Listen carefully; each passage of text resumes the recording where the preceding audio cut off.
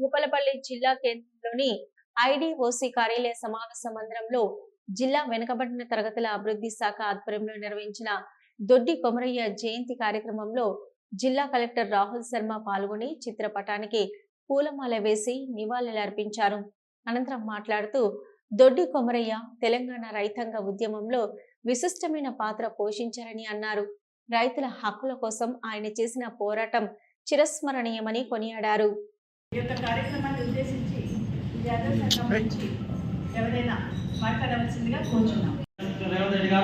మనకు చేసేది కనుక దీని ప్రకారం జనాభాలో మాట ప్రకారం 42% మన బీసీలకు కూడా అలా విద్యా ఉద్యోగాలలో మన అందరు బీసీ సంఘాలు కానీ అన్ని సంఘాలు కలిసి మన తెలంగాణ అమరులు కానీ వాళ్ళ జయంతులు ఆమోదించి ప్రధానమంత్రి గారు నాకు రాష్ట్ర వ్యాప్తంగా నాకు స్థానిక సంస్థల్లో మన ఎలక్షన్లలో మరియు విద్యా ముఖ్యమంత్రి ప్రధానమంత్రి గారు విజ్ఞప్తి చేస్తున్నాము.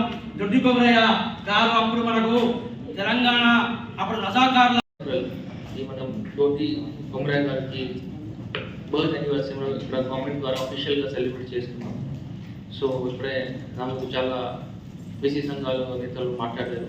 సో మనమందరికీ తెలుసు దొడ్డి కొమరయ్య ఒక మహాన్ వ్యక్తి. ఆయన సాక్రిఫైసెస్ ఆయన 1940s అది తెలంగాణ ఎడ్యుకేషన్లో ఆయన sacrifice చేసి he became an inspiration for later movements.